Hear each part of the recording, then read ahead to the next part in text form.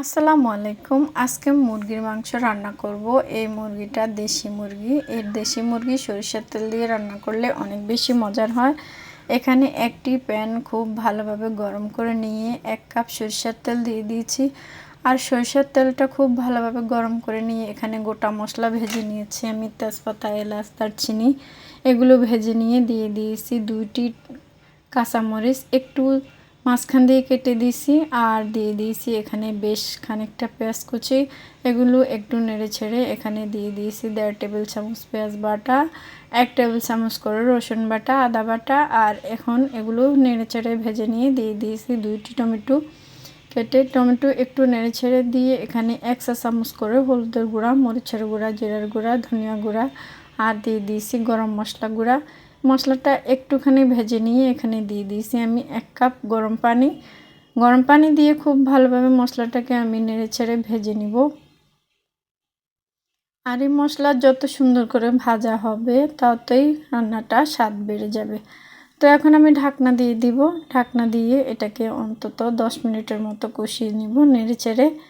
খুব সুন্দর করে মশলাটা কষিয়ে নিলে রান্না অনেক বেশি মজার হবে। তো আমি আবারও ঢাকনা খুলে একটু নেড়ে ছেড়ে দিচ্ছি। মশলাটা অনেক সুন্দরভাবে কষানো হয়ে গেছে।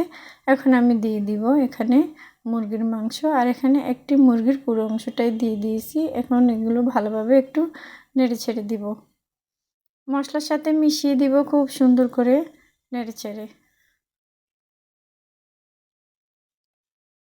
আর মুরগির মাংস এভাবে রান্না করলে অনেক বেশি মজা লাগে। আমার কাছে দেশি মুরগিটা এভাবে রান্না করলে অনেক বেশি ভালো লাগে। তো এখন আমি ঢাকনা দিয়ে দিব। ঢাকনা দিয়ে আর এটাকে মিডিয়াম আঁচে 5 মিনিটের মতো নেড়ে ছেড়ে ভালোভাবে কষিয়ে নেব। এখন এখানে দিয়ে দিব 1 কাপের মতো সিমের বিচি। আর এই বিচিগুলো খুব ভালোভাবে আমি বেছে একেবারে সুন্দর করে পরিষ্কার করে পানি ঝরিয়ে রেখেছিলাম। এখন এগুলো দিয়ে দিব। এগুলো তো সিদ্ধ হতে বেশি সময় লাগে না, এই জন্য একটু পরে দিয়ে দিয়েছি।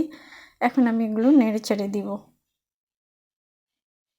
আর এটাকে এখন ঢাকনা দিয়ে সিদ্ধ হতে দিব। মুরগির মাংসটা যত কষানোর সময় সিদ্ধ করে নেবেন রান্নাটা তত বেশি ভালো লাগবে। তো রান্নার যখন ঝোল দেওয়ার পরে আপনি অনেক বেশিক্ষণ মুরগির মাংসটা কষাবেন, জাল করবেন, তখন কিন্তু এটা স্বাদ আর থাকবে না। এখন আমি এখানে আরও 1 কাপ গরম পানি দিয়ে দিব ঝোলের জন্য। নেড়ে ছেড়ে দিব খুব সুন্দর করে। ঢাকনা দিয়ে এটাকে 10 মিনিটের মতো মিডিয়াম আঁচে রান্না করে নিব। আর এই সিমের বিচি দিয়ে মুরগির মাংস রান্না করলে একটু ঝোল রাখলে খেতে কিন্তু ভীষণ মজার হয়। আর এই বিচিগুলো খুব সুন্দর করে সিদ্ধ হয়ে গেছে।